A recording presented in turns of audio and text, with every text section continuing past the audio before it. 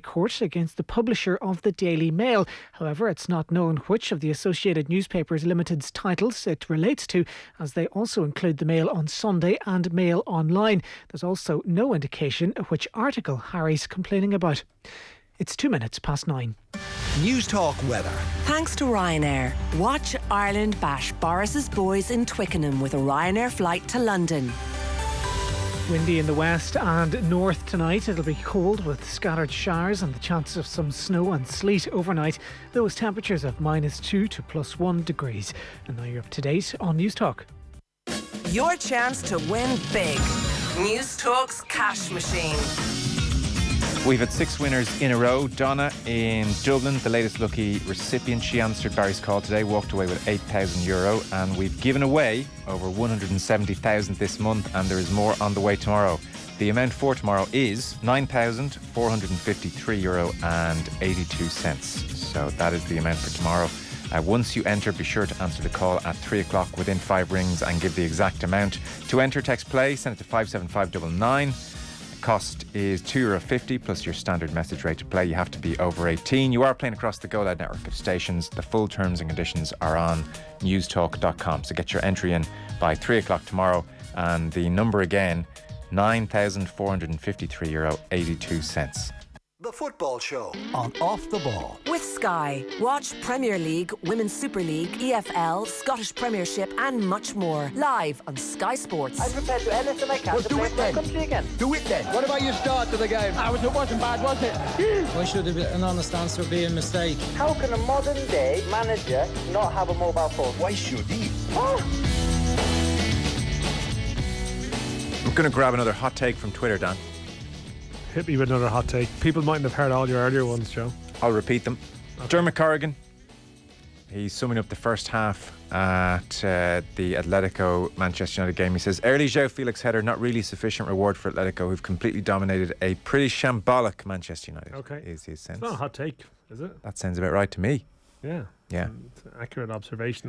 Hot take has been misused as a word because it's generally a sense that it's something that's maybe a bit wrong, right? Or not. Controversial. Over the top controversial. Maybe. That's not really controversial though. It's just more. I wasn't sure if hot take was like hot off the presses, like an immediate take. Yeah, but it's more ironically then derided by people. Okay. You know? Well, here's a hot take. Another hot take. Here's a hot take. Merchants. Yeah. Here's a hot take from Keezy for anyone who missed it earlier. Do we think if a British coach was in charge of Leeds right now, he'd be getting the sack? What makes Bielsa different? Leeds are a shambles. It's Richard Keys. Hashtag foreigner. Alicia or someone. He didn't know that hashtag. Yeah, no. I should say. To be clear. What are you trying to insinuate? Sure, that man is one of the most worldly people we know. Sure, doesn't he spend a lot of time in Qatar? Liverpool are 3-0 up. To be fair, I did see Alan Cawley, actually, who's watching the game, and he was saying he couldn't get over how open Leeds were away. Former Leeds trainee. True, to one of the great teams in the world, completely open. So they're 3-0 down. I mean, it's not good. Bielsa's not going to change, and that is both his...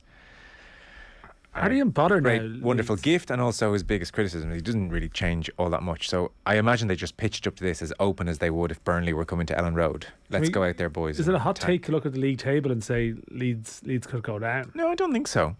I don't think so. Like they've got 20 at the moment. They're not going to get any more points tonight. They've got 23 points from 25 games. Burnley are now beating Spurs, so Burnley are 18th. With 20 points from 23 games. So basically they're 3 points behind Leeds with 2 games in hand. Yeah. Now, Everton and Newcastle are in between them. Newcastle will get out of trouble, I think. Everton, you would imagine, although who knows. But the fact that Burnley, people looked at Burnley and said, well, they've all these games in hand. They're not going to win them all. But then they did a job on Brighton at the weekend and they are on the way tonight. There's still 12 minutes to go and Spurs can muster up something, but still. Well, assuming tonight goes the way it's going, Leeds have lost, of their last 10, they've lost 7.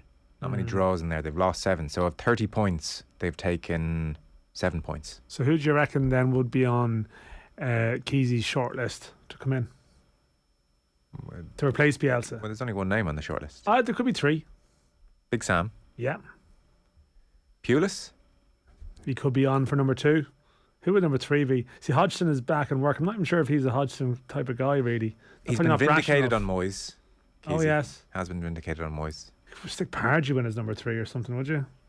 Yeah, okay. But I think Big Sam will get the Managing in nod. Holland or something, doesn't he? Or I think at least he did go there to that neck of the woods. But it would be Big Sam though. Yeah, 100%. For people just tuning in and maybe looking for a bit more in this game between Atletico and Manchester United. So United had 67% possession in that first half and yet never looked remotely threatening. Atletico won the ball high a few times and almost got in for a second. The first goal, Joe Felix, brilliant cross, brilliant header. You could say Harry Maguire was flat-footed, and he was a touch, but it was just such a brilliant cross with so much pace on it and was delivered into the perfect area. It would have been difficult for Maguire to get across and in front of Joe Felix. It's one of those where you can absolutely blame him, but I think there was just a degree there of saying, oh, well, this is Champions League football, and it was a moment of quality from two players. Yeah, well, that's true. I mean, look, every goal conceded is a bad goal. Yeah. You know, you can find something in it, but still, when it's the second ball from a corner that's cleared and it's the 7th minute of a game, and they have this thing, don't they? It's more so after half time where they've conceded goals recently, but you're just thinking, you know, you're going away from home and you sort of see teams produce these big away displays where they're totally tuned in and plugged in from the outset. Yeah. And to be just conceding in such a straightforward manner, sort of alarming in terms of the general application levels early in a big match like that. It hasn't been good. Luke Shaw's just been booked. Ronaldo stormed off in the first half, remonstrating with the referee and asking him where were the yellow cards and feeling hard done by. It's been a frustrating night for Cristiano Ronaldo. I think people were asking where was Ronaldo for the first half an hour of the game. It must be one of those nights where Ronaldo has to have rock solid confidence in life, I would think. It must that would appear to be true. Not in doubt. That's not a hot take. That is unquestionably not that is an ironic hot take. Yes. Maybe. I Yeah. would think he would be a man who would have a lot of confidence affirming thoughts, would look at himself and really see the positives. I'd say, yeah, exactly. I'd say he's occasionally taking the odd selfie.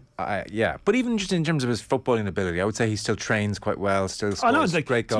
To be honest, all this sort of, because things aren't going particularly well, there's obviously a degree of sort of mocking Ronaldo at the moment, but unquestionably when you think of his longevity in the game, obviously it comes from an incredible application. I'm being sorry. I'm not mocking. No, I know. In the context of the season, though, it's I'm actually talking seriously about his psychology and why he was so frustrated walking off the pitch. So I would think this is a 45 minutes where he starts on some deep level to recognise that the end really is near. That he's having no effect on these games, and so when he's walking off and he's giving out to the referee, yes, he could be doing that as a 23-year-old. And so there is. Do you think there is? Well, I think Ronaldo's lost his temper in the past, but I think tonight is a night where he's thinking to himself, I'm really not affecting these kind of games anymore. Do you think? I wonder, does he have that level of introspection or not? I mentioned in the news round earlier, I was watching the Michael Schumacher documentary, and he was someone who always believed he was right. That was the thing.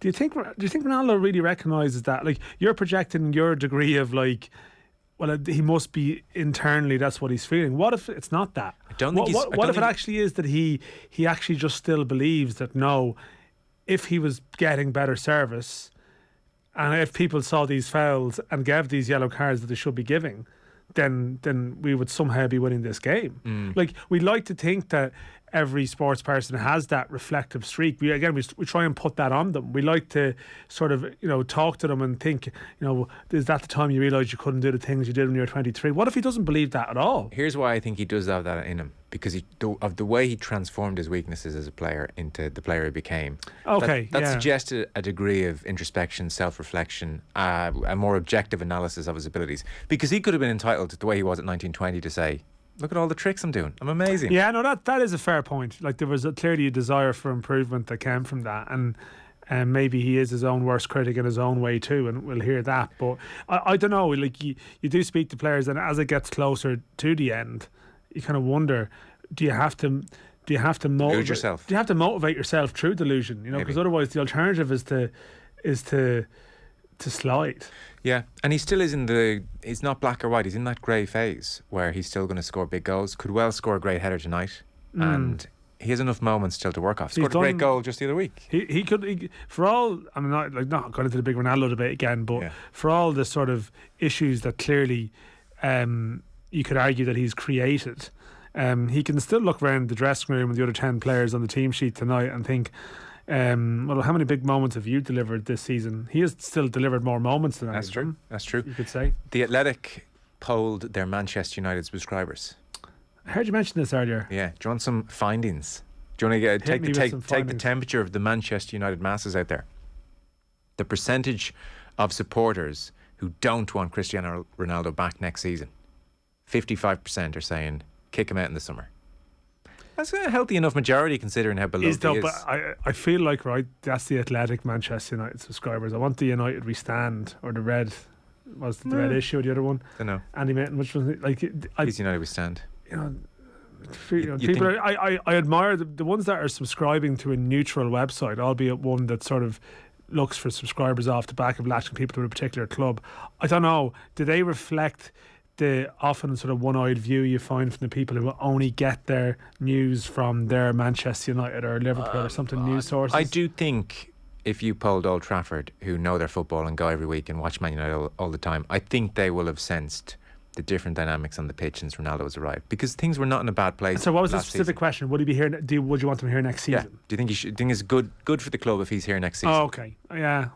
I'd still be surprised if that was the temperature of the overall fan base, but I could be completely wrong. Maybe it's just because there's still so much like he's still on a pedestal for so many people, and the celebration and the iconic images and stuff, and you sort of see people with their screensavers or their sort of profile photos, and you think I still think that 55% would give him the greatest send off of all time. Yeah, that's true. It's not you, it's not me, it's just the way life goes. How many of them would tell him to his face? They don't need to. They've got the Athletic. Zero. But I mean, that's the point. It's his decision is going to his face. But like all of them, I don't know. What does that have to do with it? I'm guessing his decision isn't going to be decided by a secret ballot. You know, like someone eventually has to break that news. You know. Okay. He's not going to be booed off the. I mean, what if it was like a gladiator style scenario where, you know, does someone live or die, and the fans give the thumbs up or not? If they went out, someone was sent out onto the pitch notionally at the last game and said, should he be kept or not? The crowd would cheer. They would absolutely go mad. Maybe, but I think in their heart of hearts they know it's not working, and he's a big part of that. Yeah, I'm telling you, it's a hard thing to accept, I think, for them though. Maybe. So, and maybe people out there would say that's not even the case at all. I'm sure you will get those messages. 40% of fans want Bruno Fernandes to be captain. He was the winner of that poll. They want Bruno as captain. Okay. For next manager, 58% want Eric Ten Hag in. Get him in. Pochettino has 25% of the vote. That was a multiple choice though, right? Yeah, Pochettino 25%. 58% Eric Ten Hag. What percentage of Manchester United fans do you think want Joel Glazer to have a say in the next manager? Could a question be any more loaded? There's a couple of percent that probably said yes, but they accidentally clicked yes. There must have margin of error with that. 2% accidentally clicked yes. 2%, 100% accidentally clicked. They were just scrolling down to the next question. Here's one. To get something free. What percentage do you think said that the squad, the players, should have some say in who the next manager is? Oh, again, a bit of a loaded survey question. What percentage?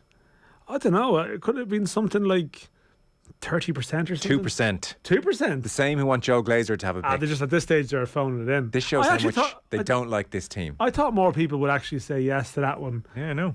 Some say is probably a very broad umbrella. I don't think they like this team very much. This leaky, moany team. You know. What percentage do you think said the Glazers are the biggest problem at the club? I'd say it'd be high. Only 50%. See, they're all Americans subscribing to the Athletic. I don't know. There you go. This could be the issue here. We could have got to the bottom of it. Yeah. Sorry, was there alternative problems? It was like 50-50, or were alternative problems presented, if you know what I mean? I don't know. I don't know what the other options were. I suspect things like director of football was to the fore. Well, you see, would like Ed Woodward have been an answer in that? You know what I mean? Yeah, potentially. What percentage do you think said Harry Maguire should be dropped and booted out of the starting 11? Now, these are Man United fans, so come on. Probably high. I don't know.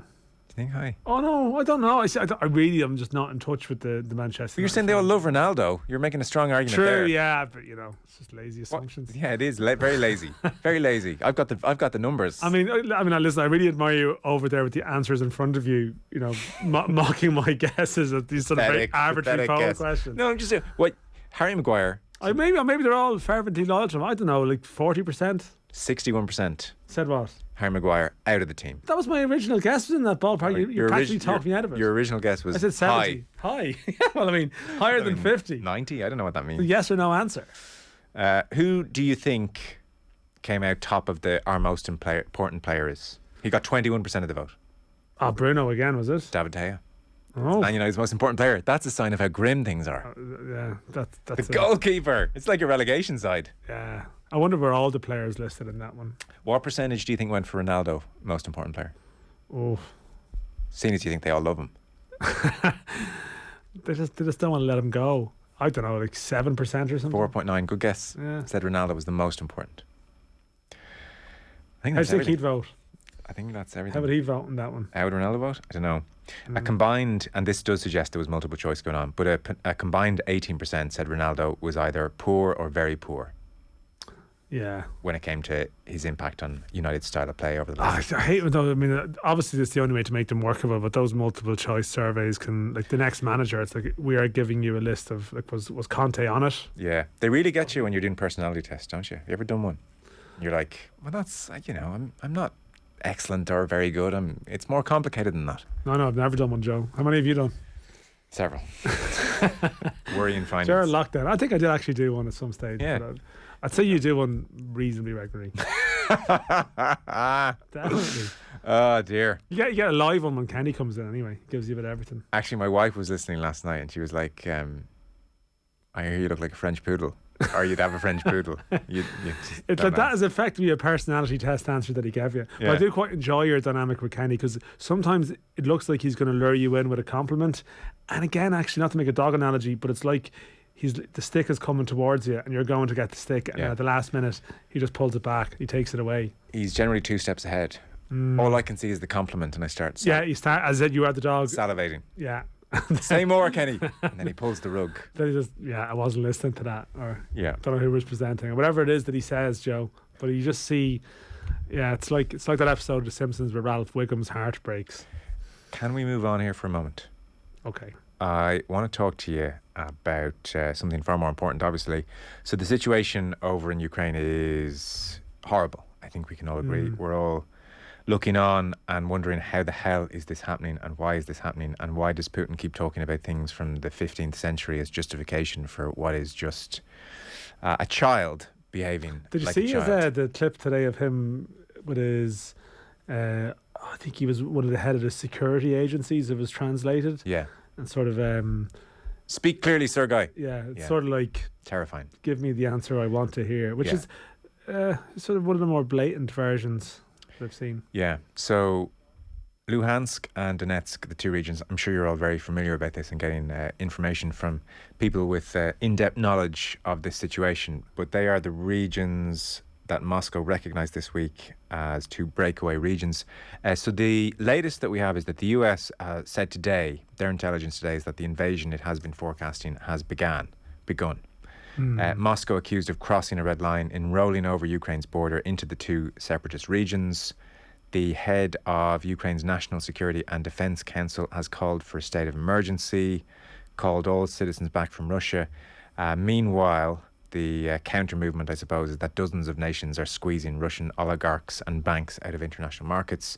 And then in Ukraine, not surprisingly, their economy has just gone down the toilet overnight, and we are fearful of the spectre of mass casualties, energy shortages across Europe, and global economic chaos. There are 150,000 troops around the Ukraine border as we speak, and Russian-backed rebels in Ukraine are stoking things up. 1 Ukrainian soldier dead. There was shelling by these rebels. And Putin granted permission to use military force outside the country. That happened yesterday. Again, I'm not experienced enough in this realm to know if that's just another degree of saber rattling or if that is a real sign of imminent action. I suspect, unfortunately, based on everything we're being told, it's more the latter. Yeah. So it's unbelievably grim. It's hard to believe it's happening. Yeah, it is. And like, I suppose from my perspective, like having been in Russia for the World Cup in 2018 for 6 weeks, and I've been there quite a few times for games, and particularly 2018 had some very interesting conversations with locals there. And in some ways, like, you go to places like Samara, very much off the beaten track away from Moscow, and there's a real sense of detachment from Putin, as though, well, yeah, we know, they sort of know that not everything is as it should be, but again, like anyone, they're in a big country, they're happy with their own existence and their life, and they're sort of detached because it's such a vast place, you know, that in some respects it doesn't even strike a chord with a lot of them. And then you read some of the, you know, the Russia Today stuff, and you know, you read some of the commentary around that, which has been telling us for months, this isn't going to happen, nothing's going to happen, this is a Western hysteria. And then you realise, no, you've completely starting to pivot around towards, well, he's just recognising what they believe to be theirs. Nothing to see here, folks. Yeah, nothing as it seems in Russia, I suppose, at times, and it's a great place to visit. But that Putin clip today, I just thought was like, wow, this is the most. How can you not see this? But clearly, that's not how the message will be spun there. I've seen, as an aside, I hadn't seen it before, Putin's wealth this past week. There have been a lot of profiles of Putin, been reading them. His wealth is estimated 200 billion. Yeah. Which is quite something. Substantial. Anyway, so to one of the least important issues here, but it's been talked about a lot over the last 48 hours, and we are doing the football show, so we thought we would touch on it. UEFA have been asked about the Champions League final all of a sudden, which is now very much up for scrutiny. So they are playing their cards close to their chest. They say they're constantly and closely monitoring the situation. Any decision will be made in due course if necessary. I mean, Boris Johnson, for instance, declared to the House of Commons yesterday that there is no chance of holding football tournaments in a Russia that invades sovereign countries. What complicates the situation here for UEFA, and this is the interesting conversation, as a Gazprom ad goes all around the stadium at Atletico Madrid and is caught on cameras. Gazprom underpins the Champions League. So Gazprom each year hands over 40 million euro to UEFA, which is no small sum. And Gazprom is over 50% owned by the Russian state. In 2000, one of Putin's first moves was to say, yeah, I'm going to kind of take control of this because it looks like a good thing to be in control of. And so in terms of revenue, Gazprom is the largest company in Russia. 2019, sales of 120 billion. It's estimated to be the 32nd largest public company in the world. So Gazprom, they sponsor Schalke, they sponsor the Champions League, and they have the Gazprom Stadium in St. Petersburg, which is Putin's home city, which is where the Champions League final is due to be held on May 28th. So there is consternation. Interestingly, it was widely reported that the broadcasters, including BT Sport, were in touch with UEFA today saying, do we show Gazprom when it pops up on the hoardings around the stadium? UEFA were in conversation. A spokesperson from BT Sport said it was concerned by customer reaction and was reviewing the situation. So clearly BT Sport are getting complaints. As for UEFA, they said, regarding Gazprom, UEFA will continue to closely monitor the situation and we make no further comments at this moment in time. In brackets, they give us 40 million a year. We need money. Yeah, we need money. It is, but I mean, I know it's obviously, some people would say, oh, it's current affairs, but you know, what's this got to do with football? But it does have a lot to do with it, because football's relationship with Putin actually has been a big talking point in recent years, you know, around the World Cup in Russia in 2018. More so Infantino's relationship with Putin as well. I mean, not as familiar with that. Well, I mean, there was a bizarre story, I think, last year where he was meeting. Infantino was meeting Putin, and I think some of the sports news reporters put in questions to FIFA, why is this meeting taking place? Right. And the response from the FIFA end of things was they were meeting to discuss preparations for the World Cup. But of course, the next World Cup was in Qatar, not the Russian World Cup 3 years previously. And you know, the suggestion was, is this something to do with the Super League project and the various moves towards World Club Cups and stuff? Well, I mean, who would be the most likely sponsor of the European Super League? Well, it's fairly obvious. This is it. And when the whole Super League thing kicked off, that was there. But also as well, I mean, UEFA, it's a very delicate one for them, because UEFA's revenues were affected by the pandemic. There was issues there for them, and some of the lost revenue.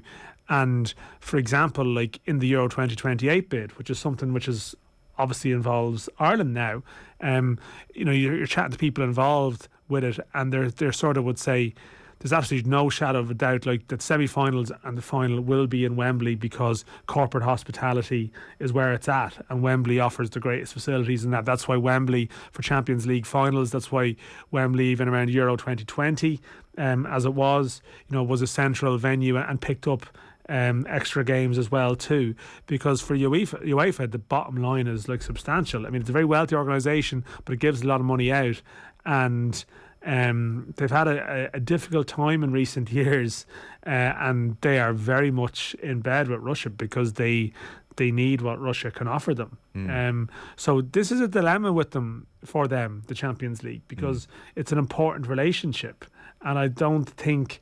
I mean, it's sort of ironic, Boris Johnson getting involved with this. Wembley could be a big beneficiary potentially. I know that UEFA have sort of suggested they won't make any decision until after the semi-final. They don't want anyone to have a home advantage or whatever.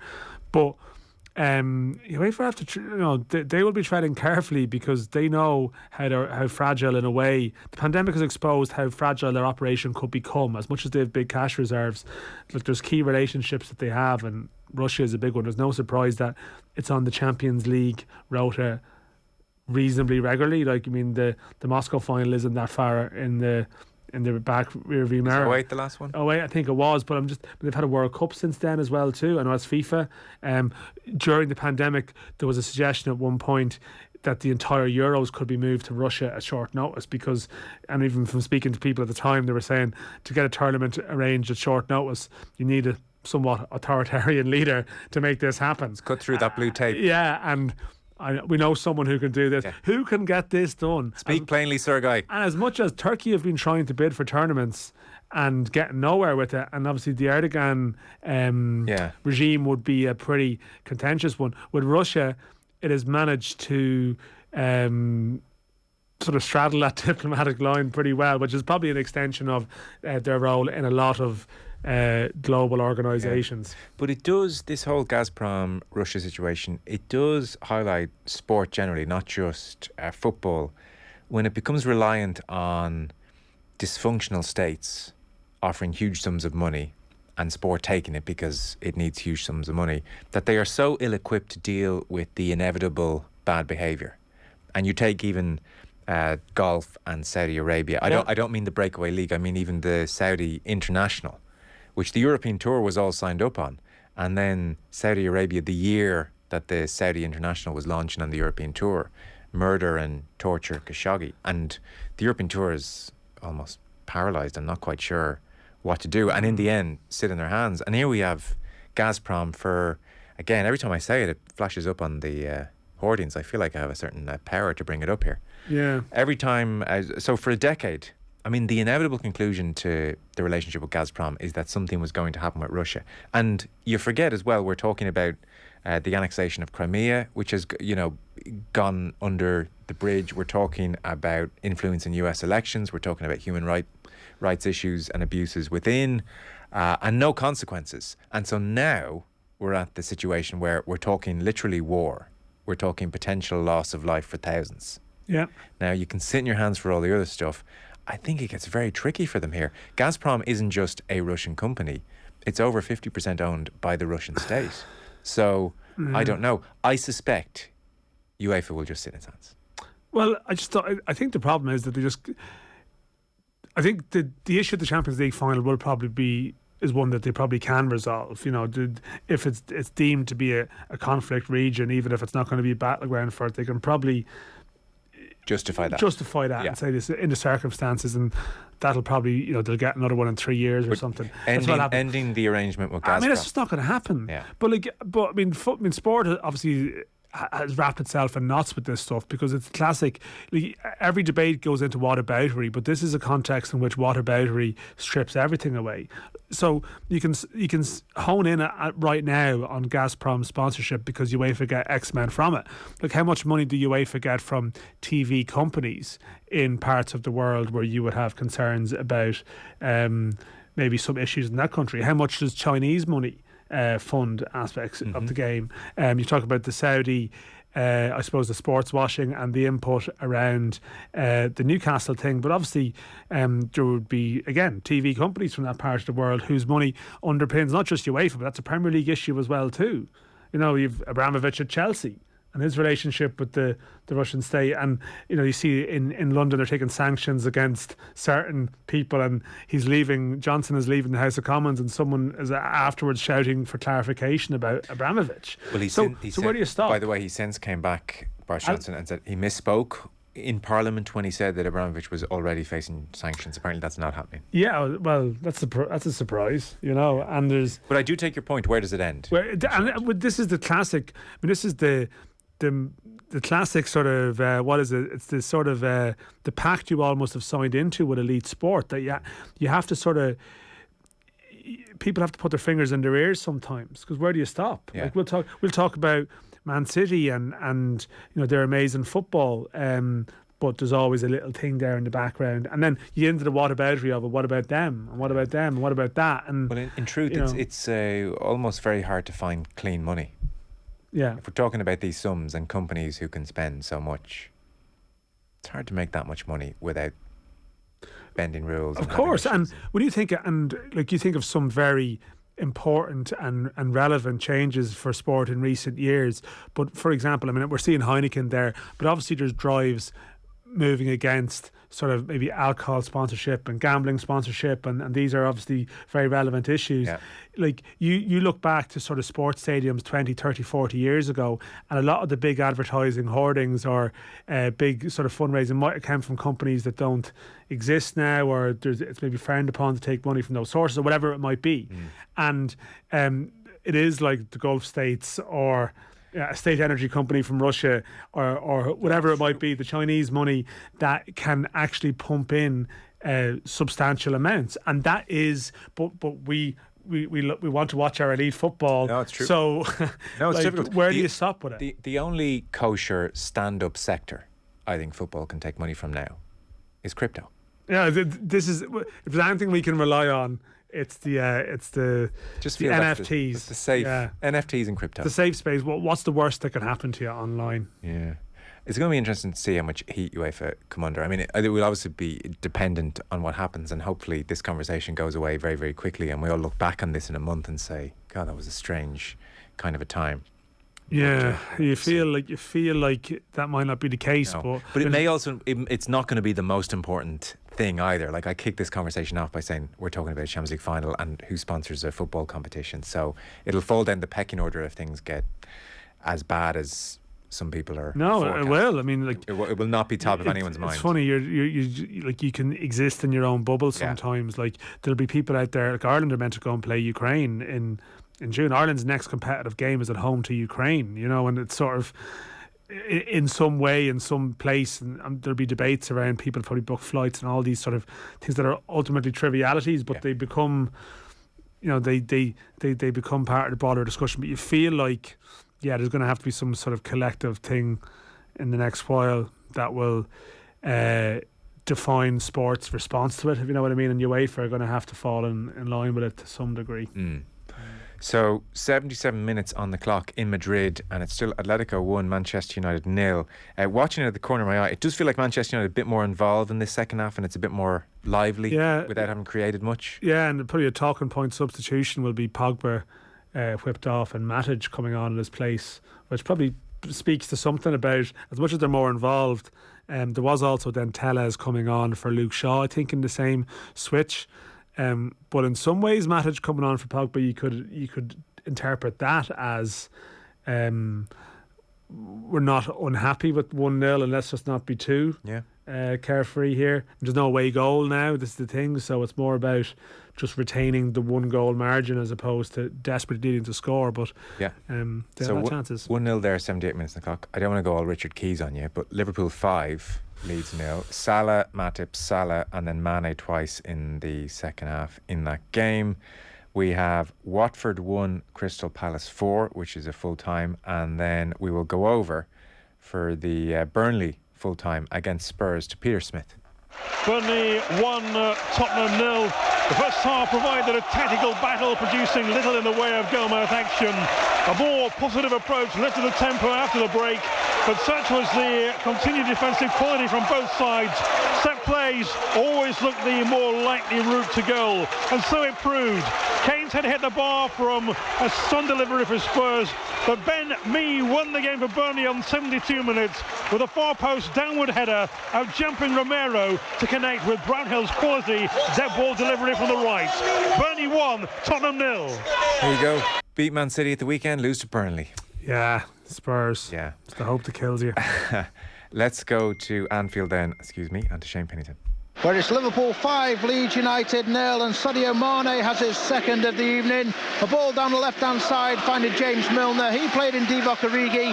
His shot was saved by Meslier, but the rebound fell nicely for Sadio Mane, 6 yards out, who swept the ball into the empty net. It's Liverpool 5, Leeds 0. You are listening to The Football Show. It is brought to you by Sky. You can watch every UEFA Champions League and Europa League match live on BT Sport this season. We will take a short break. Back with Dan in a moment. Football on Off the Ball. With Sky, proud partner and supporter of the Republic of Ireland women's national football team. This is News Talk. First for news. The EU, America and the UK are expected to announce a significant package of sanctions on Russia today. He calls them peacekeepers. This is nonsense. We know what they really are. First for talk. The big story today, tomorrow and for the foreseeable future. This is a moment, and this is a kind of a Chamberlain moment. He said, I'm very, very worried. Russia now needs to be sanctioned back to the Stone Age. The Ukrainian President Zelensky put it up to allies and said, why are you waiting? You don't send peacekeepers in tanks and attack helicopters. They see Russia as the one and almighty power and that the West is the dark evil. This is News Talk. You know how every part of your business works. Square is how it all works together. Square has tools to help you manage everything. Point of sale, online, payments, and so much more.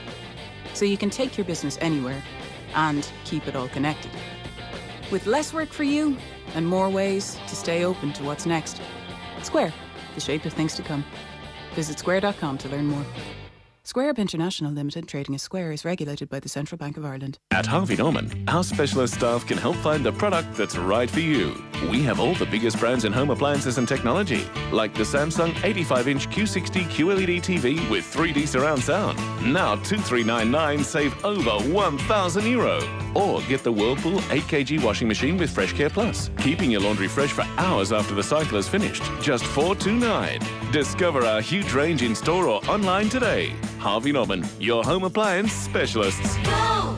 Let's celebrate spring at Woodies with 70% off home furniture. Great deals on paint like Dulux Moda, 2.5 litre, 2 for €77. And amazing offers on DIY like the DeWalt 18-volt Combi Kit, only €139.99. Shop in-store, online or with Click and Collect. Woodies, we're all homemakers. T's and C's and exclusions apply. It's said that dogs are man's best friend, but now more than ever, they need a friend in you. Rescues are currently at the front line of a crisis.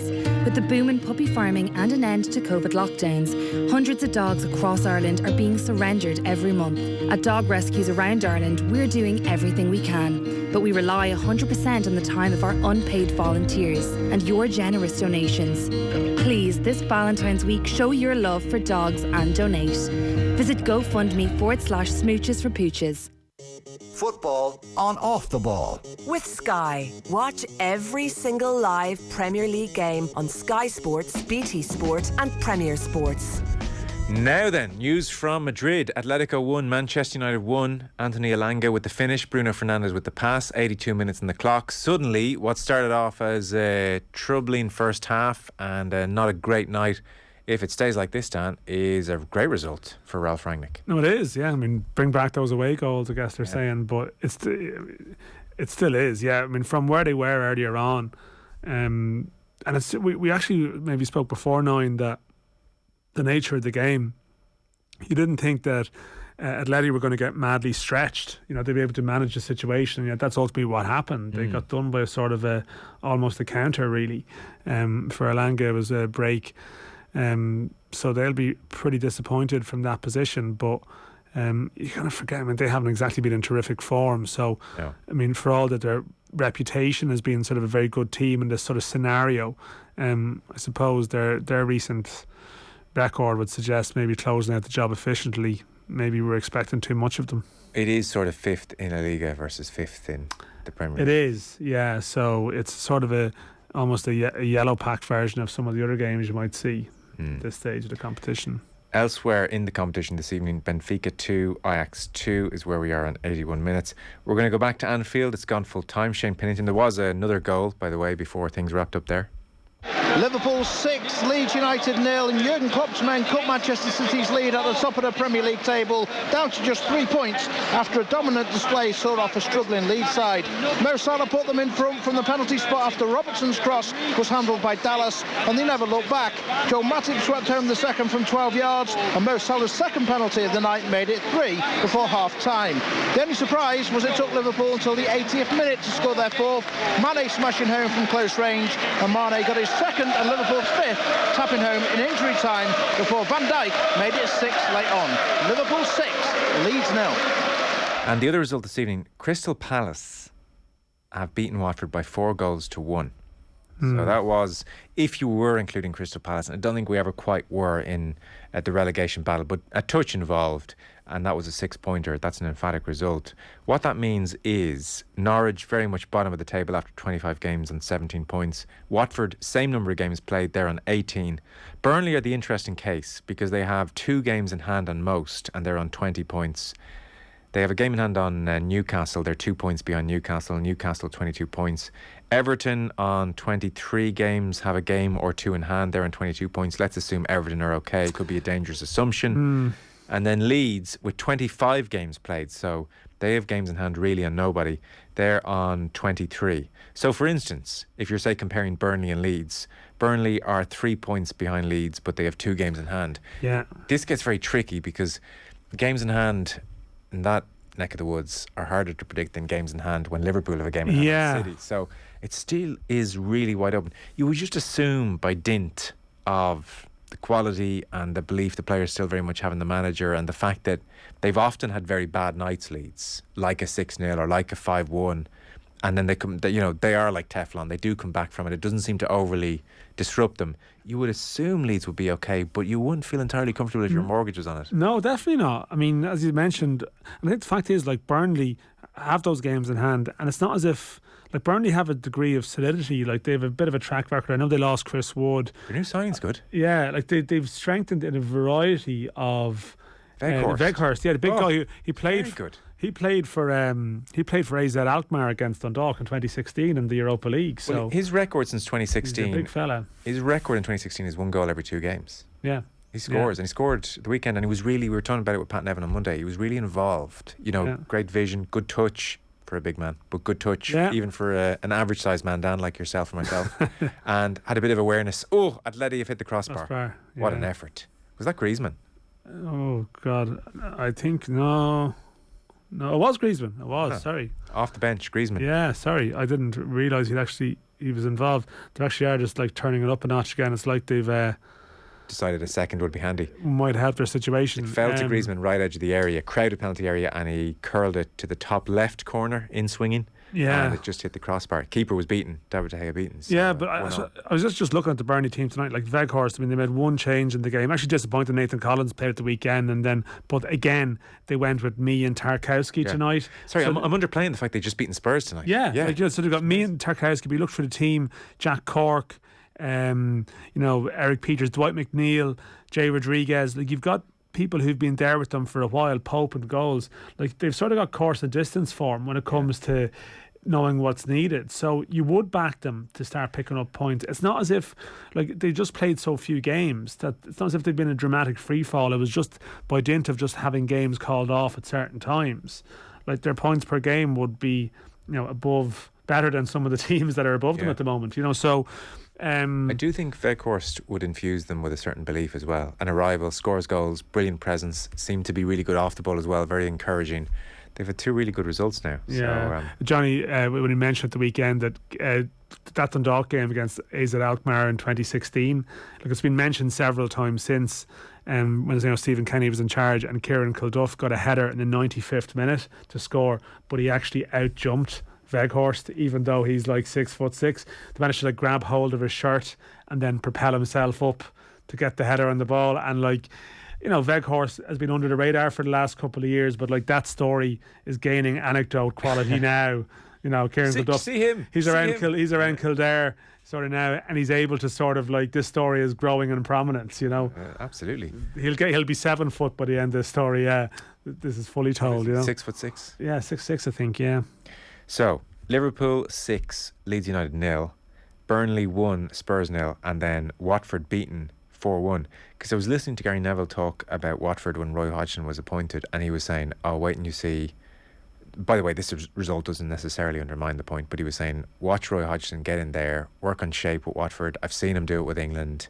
He's going to be so calm. He's going to know that if he just, gets this shape internalised by the players, things are going to be okay. And he was giving Watford suddenly a much, much, much, much bigger chance of getting out of relegation. So it's actually suddenly quite competitive down there. They did beat Aston Villa the weekend, right? Exactly, yeah. So, I mean, They're still only 4 points behind Newcastle, but and even Norwich haven't been that bad lately either. Really, it's sort of under Dean Smith. Yeah, they've been okay. I mean, there's 10 points between Villa in 13th and 20th.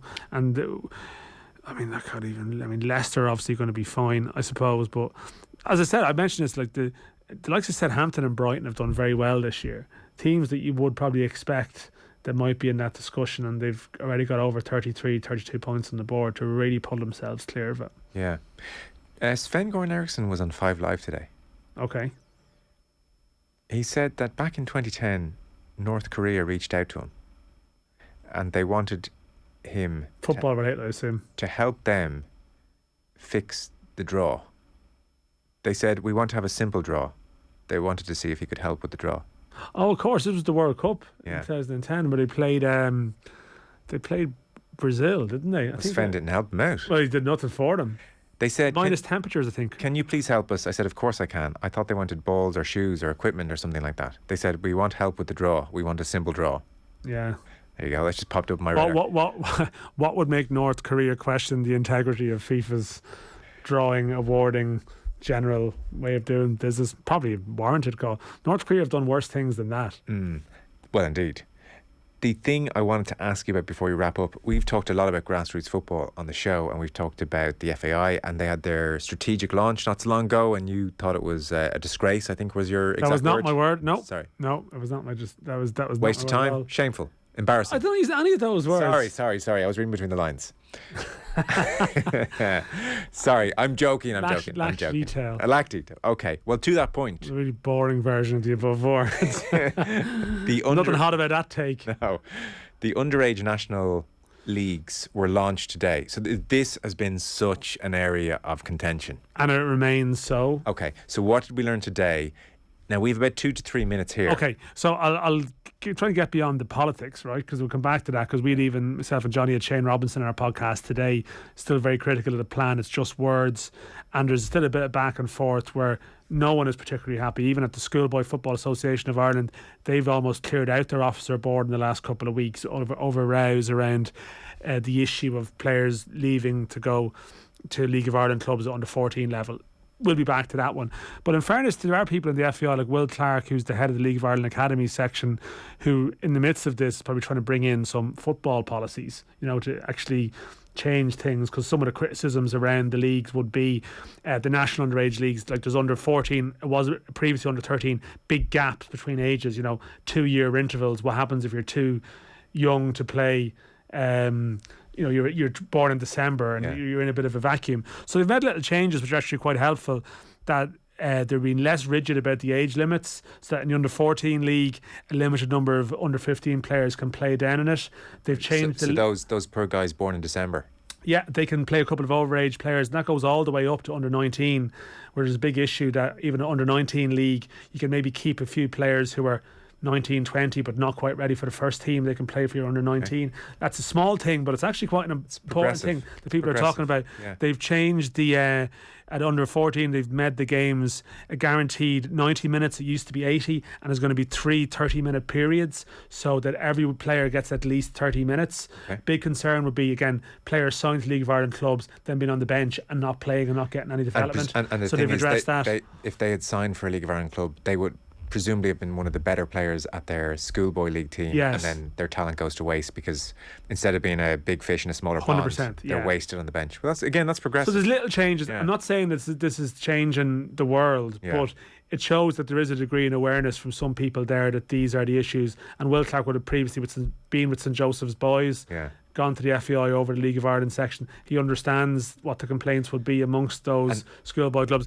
And these things matter. Like, beyond all the politics, these are like, how can we do things better? Are we still in the position, broadly speaking, where it's every second year for the National League? So, in effect, a 12-year-old might play under 13's National League and then have to go back to St Joey's and play GDSL and then back to National League 15. Well, this is the point. It's moved up to under 14 being the entry point, 14, 15. But again, between 15 and 17, yes. The gap year. So, and that's why they're trying to address it, that maybe if you're a young 16-year-old who can't go from under 15 to under 17, then maybe you can go and play some games at under 15.